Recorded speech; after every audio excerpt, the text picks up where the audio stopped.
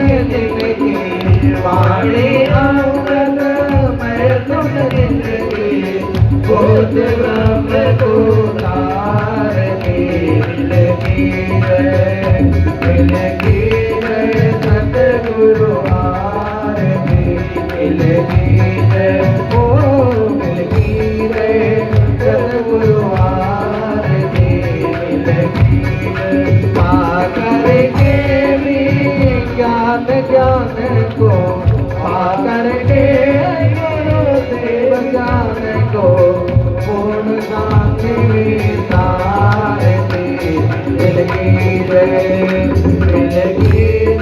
सतगुरु आरती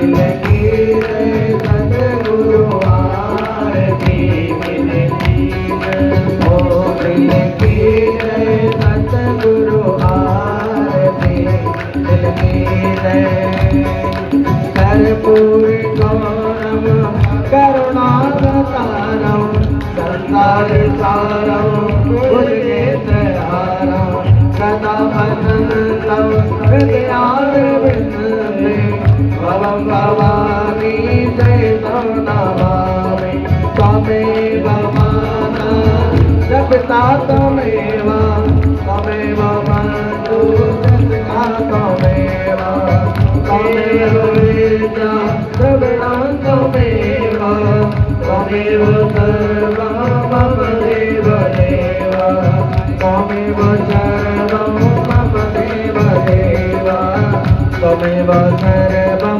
मम देव देव।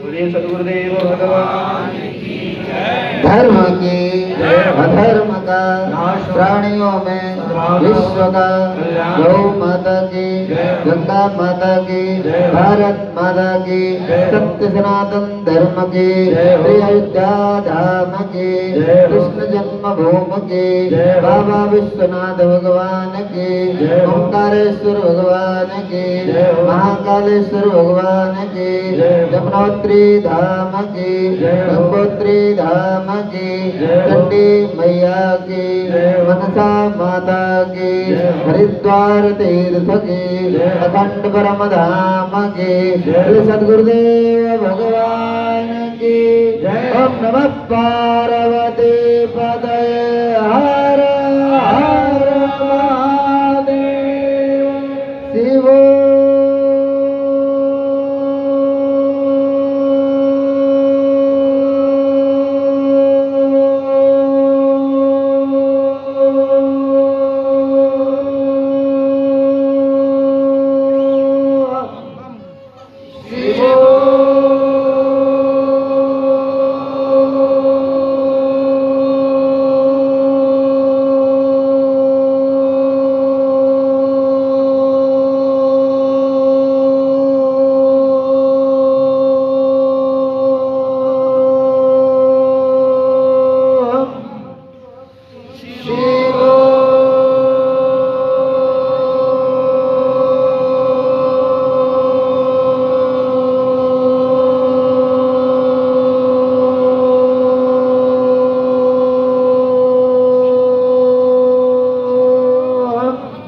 सद्गुरुदेव भगवान की जय।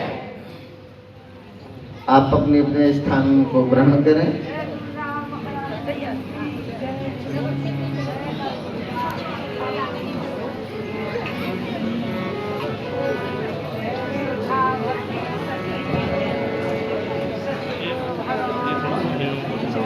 आप लोग भैया थोड़ी साइड है प्लीज।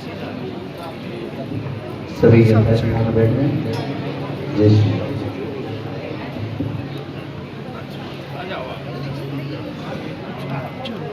सभी लोग अपने अपने स्थान पर बैठे। श्री राम जय जय राम। श्री राम जय जय राम। श्री राम जय जय राम। श्री राम जय जय राम। श्री राम जय जय राम। श्री राम जय जय बोले सद्गुरुदेव भगवान की। पूज्य महाराज श्री की अमृत वाणी हम सबको श्रवण करने को मिले। हम उनके दर्शन से अपने जीवन को कृतकृत्य करें, अपने जीवन को पुण्य में बनाएं। ये व्यास पूर्णिमा का पावन पर्व, इस पावन पर्व में हम सन्यासी भी और गृहस्थ भी, हम सभी शिष्य गुरुदेव भगवान के चरणों में हैं। उनके आशीर्वाद की हम सबको जरूरत है। ऐसे मंगल कामना करते हुए हम सब यहाँ उपस्थित हैं। तो हम जहाँ बैठे हैं वहाँ से भी आज हमारी एक कृतज्ञता का दिन है। हम अपने मन को गुरुदेव के चरणों में समर्पित करते हुए पूज्य महाराज श्री की वाणी को श्रवण करें। उसके पूर्व श्री पंचायती निरंजनी अखाड़े के हमारे महामंडलेश्वर पूज्य स्वामी रामानंद गिरी जी, इनके गुरुदेव के सन्यासी शिष्य थे। वो पहले पूजन यहाँ करते थे, फिर अपने यहाँ, तो उनके शिष्य भी उस परंपरा को निभा रहे हैं। यही हमारी परंपरा की पवित्रता है। हम सबके बीच अखंड ब्रह्मधाम जम्मू से संत सुभाष शास्त्री जी का भी, भैया इसका एक को कम करो, सुभाष शास्त्री जी भी हम सबके बीच उपस्थित होंगे।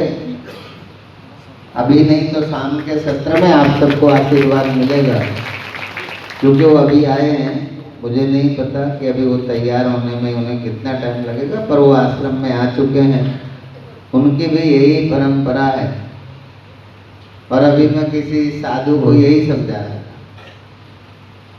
कि दर्शन पहले चाहिए, प्रायोरिटी में चाहिए, पर गुरु के लिए हमारा जीवन क्या है, कितना समय देते हैं, कहाँ बैठते हैं। हमको थोड़ा बहुत गीता, थोड़ा बहुत उपनिषद के कुछ मंत्र याद हो गए हैं, तो हम अपने ही प्रचार में लगे हैं। जिस समझ को लेकर हमें समाज में निकलना था, वो समझ तो अभी हमें गुरुदेव से प्राप्त ही नहीं हुई। सानिध्य ही कितना, बहुत लंबे समय तक पहले शिष्य गुरुदेव के साथ सत्संग करते थे, सीखते थे, फिर समाज में धर्माचारी बनकर अपने सनातन धर्म की ध्वजा को लेकर चलते थे। उसमें पूज्य महाराज श्री भी हैं, पूज्य अपने गुरुदेव भी। कितने वर्ष रहे ये तो बहुत हमने कभी पूछे ही नहीं, पर हमने गुरुदेव के प्रवचनों में ही श्रवण किया कि 6 वर्ष तक तो छाया की तरह रहे। छाया की तरह मतलब अपना कुछ भी नहीं, 6 वर्ष अपने लिए कुछ भी नहीं, 6 वर्ष छाया की तरह रहे, चरणों में रहे, बैठे रहे, सुनते रहे। और तब, और यहाँ तो हमने कहा, यहाँ तो गुरु परंपरा की श्रेष्ठता का, गुरु परंपरा की पवित्रता का स्मरण करें। तो यदा यदा हि धर्मस्य ग्लानिर्भवति भारत अभ्युत्थानम् अधर्मस्य तदात्मानं सृजाम्यहम्। भगवान का प्राकट्य तो धर्म की स्थापना के लिए होता है। इसका मतलब भगवान साथ में इतना बल लेकर के अवतरित होते हैं, प्रकट होते हैं धर्म की स्थापना के लिए। और जब प्रकट होते हैं तब गुरु के सानिध्य में रहते हैं, गुरुकुल में रहते हैं, पढ़ते हैं। तो ये भगवान ने इसीलिए बहुत सारी चीज़ें हैं, भगवान बोलकर समझाते हैं, फिर व्यवहार में उसे जीकर समझाते हैं। पर क्या है, हम मनुष्यों को जो अनुकूल लगता है उसे और जिसमें हमारा हित लगता है उसे ही अपना मान करके स्वीकार कर लें। लगता है हमने गुरु की बात को स्वीकार किया, अक्षरशः नहीं, जो हमारे हित का है यहाँ तो भगवान भी सर्वशक्तियों के साथ जब प्रकट होते हैं तब भी वो गुरु परंपरा का सम्मान करते हैं, गुरु परंपरा को समर्पित होते हैं। तो ये समर्पण हम सबके अंदर बने। और आपके अंदर तो कभी कभी संसार है तो कभी कम ज़्यादा हो सकता है, पर हम सन्यासियों के अंदर तो ये निष्ठा पक्की ही होनी चाहिए। क्योंकि आप गृहस्थी हो तो कभी कम ज़्यादा हो सकता है, हानि लाभ हो सकता है। साधु का हानि लाभ क्या है? साधु का हानि लाभ यही है, यदि साधु बनकर हम ब्रह्म विद्या को उपलब्ध नहीं हुए, यही साधु की सबसे बड़ी हानि है। और इसी जन्म में आत्म प्रोक्ष को प्राप्त महापुरुष, यही उसका सबसे बड़ा लाभ है। तो बहुत सारी बातें न करते मंचस्थ उपस्थित पूज्य संतों में हमारे स्वामी चेतनानंद जी हैं, अखंड ब्रह्मधाम मवई और गुरुदेव की शिक्षा स्थली पाराधनई के प्रबंधक हैं, अध्यक्ष हैं। मंचस्थ उपस्थित महामंडल से पूज्य साध्वी दिव्य चेतना जी का एक भजन श्रवण करें। इसके उपरांत आगे का जो भी कार्यक्रम होगा आप बैठे और श्रवण करें। हमने सोचा इधर उधर बैठोगे तो इससे अच्छा है सत्संग में ही बैठो। भाव कुभाव अनख आलस हो, नाम जपत मंगल देशत हो।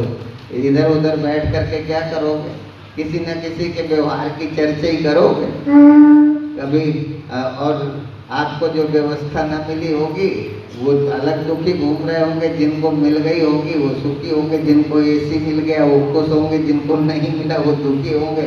और दुखी मन तो कुछ न कुछ बातें करते ही है। इसलिए इस दुख से बाहर जाने के लिए हमने सोचा चलो सत्संग कर लेते हैं। इसलिए सत्संग में जुड़े और आए हम साध्वी दिव्य चेतना जी का एक भजन सुने, तत्पश्चात आगे का सत्संग हम लोग श्रवण करें।